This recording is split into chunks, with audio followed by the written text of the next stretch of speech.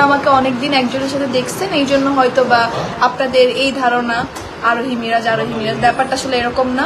আরোহী মিম কিছু বলতে চাই না। ভালোবাসার সম্পর্কে যদি কেউ পরকীয়া করে, পুরুষ মানুষের এখানে কখনো ঠাঁই হবে না। এর কথা ওর কাছে, ওর কথা এর কাছে লাগাইয়া। গাইস, মিরাজ খানের সাথে আরোহী মিম কেন ভিডিও করে না? এইবার ভিডিওতে এসে এই বিষয়ে আরোহী মিম কি বললো, তো আরোহী মিম কেন মিরাজকে ছেড়ে সাকিবের সাথে প্রতিনিয়ত ভিডিও করছে বন্ধুরা, তাও এই ভিডিওতে জানতে পারবেন। তাছাড়া মিরাজ খানও আরোহী মিমের নামে উদ্দেশ্য করে অনেক কিছুই বলেছে, তাও বন্ধুরা আপনাদের মাঝে উপস্থাপন করব।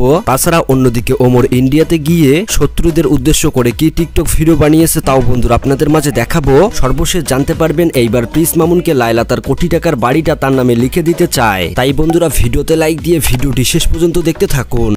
সর্বপ্রথম এই কথা বলা যাক, মিরাজ এমনকি আরোহী মিমের মধ্যে কি নিয়ে ঝগড়া হয়েছে, যার কারণে দীর্ঘদিন ধরে কখনোই তাদেরকে একসাথে দেখা যাচ্ছে না। এমনকি তাদের নতুন এপিসোড গভীর জলের মাছে সবাইকে দেখা গেলেও আরোহী মিম এমনকি সাকিবকে দেখা যাচ্ছে না। এতেই বোঝা যায় আরোহী মিম এমনকি মিরাজের মধ্যে প্রচুর আকারে কন্ট্রোভার্সি হচ্ছে, যেটা তারা সোজাসুজি প্রকাশ না করলেও তাদের দীর্ঘদিনের এই জুটিটা নষ্ট হওয়ার কারণে দর্শক ভালো মতোই বুঝতে পারছে। তো যাই হোক বন্ধুরা, কিছুদিন আগে আপনারা সবাই দেখলেন যে সাকিব এমনকি মিরাজের মধ্যে একটা কন্ট্রোভার্সি হয়েছে, যেখানে মিরাজ সাকিবের গায়ে হাত পর্যন্ত তুলেছে। পরে আমরা জানতে পাই এইটা নাকি টোটালি একটি প্র্যাঙ্ক ছিল।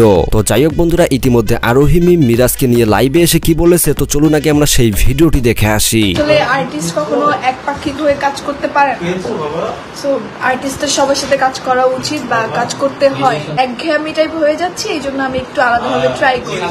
তো অনেকদিন একজনের সাথে দেখছেন, এই জন্য হয়তো বা আপনাদের এই ধারণা আরোহী মিরাজ ব্যাপারটা আসলে এরকম না। আমাকে একজন আর্টিস্ট হিসেবে দেখবেন যে হচ্ছে ফ্রিলি সবার সাথে কাজ করতে পারবে। সো আর আমাকে সবার সাথে ভালো লাগে, সবার সাথে আমার ভালো কাজ হয়। সো আমাকে ওই একই টাইপে নিবেন না বা একই টাইপে দেখতে চাইবেন না। Thank you. আসলে বন্ধুরা, আরোহী মিমের কথাবার্তা শুনেই বোঝা যায় যে মিরাজের সাথে নিশ্চয়ই তার কিছু হয়েছে, যার কারণে কখনোই তাদেরকে কাপল রূপে দেখা যায় না। তো যাই হোক বন্ধুরা, অন্যদিকে সময় টিভি ইন্টারভিউতে মিরাজ খান সরাসরি আরোহী মিমকে উদ্দেশ্য করে অনেক কথাই বলে। তো কি বলেছে মিরাজ খান, আমরা সেই ভিডিওটি দেখে আসি।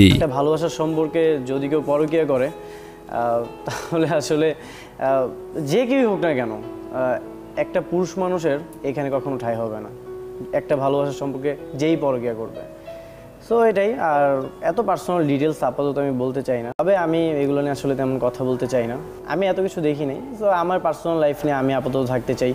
এত বছরের একটা রিলেশনের মাঝখানে তুমি যদি কোনোভাবেই থার্ড পার্সনকে প্রায়োরিটি দাও, তাহলে তুমি কখনোই তাকে ভালোবাসো না আমার কাছে মনে হয়। তো বন্ধুরা, আদৌ কি আরোহী মিম এমনকি মিরাজ খান আবারও এক হবে? এমনকি তাদের একসাথে কোনো নাটক আমরা দেখতে পারবো? তাছাড়া গভীর জলের ওয়েব সিরিজে আরোহী মিমকে কি দেখা যাবে? এই বিষয় নিয়ে আপনাদের মতামত কি কমেন্ট করে জানাবেন। তো বন্ধুরা, এবার কথা বলা যাক ওমরকে নিয়ে। ইতিমধ্যে ওমর ইন্ডিয়াতে গিয়েছে ঘুরতে, এমনকি ইন্ডিয়াতে গিয়ে শত্রুদের উদ্দেশ্য করে ওমর কি টিকটক ভিডিও বানিয়েছে, আমরা সেই ভিডিওটি দেখে আসি।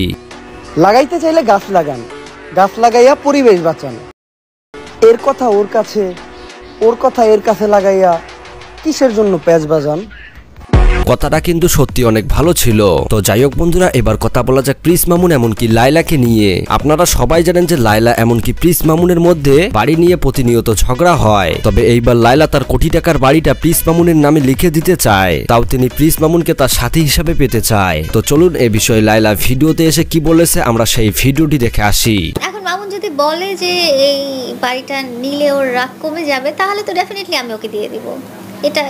এটার ব্যাপারে তো কোনো কোয়েশ্চেনই নাই। ও যদি মনে করে যে আমরা যে বাড়িটাতে ছিলাম এত বছর। তো বন্ধুরা, এবার সর্বশেষ কথা বলা যাক বর্তমান সময়ের ভাইরাল টোকাই পথশিশু অঞ্জনা পাগলিকে নিয়ে। পথের মাঝখানে গান গেয়ে রাতারাতি সিঙ্গার হয়ে ওঠে এই অঞ্জনা পাগলি। তো আপনারা হয়তো অনেকেই জানেন না যে এই অঞ্জনা পাগলির এক জায়গায় বিয়ে হয়েছিল, কিন্তু তার স্বামী তাকে রেখে চলে গেছে, যার কারণে অঞ্জনা পাগলির ভেতরের অনেক কষ্টগুলো তিনি তার গানের মাধ্যমে প্রকাশ করে থাকে। তো যাই হোক, ইতিমধ্যে সুমাইয়ার সাথে এই অঞ্জনা পাগলির ডুয়েট গানও আমরা দেখতে পাচ্ছি সোশ্যাল মিডিয়াতে, যেগুলো ব্যাপক পরিমাণে ভাইরাল। তো যাই হোক বন্ধুরা, এই অঞ্জনা পাগলিকে নিয়ে আপনাদের কি মতামত অবশ্যই কিন্তু কমেন্ট করে জানাবেন।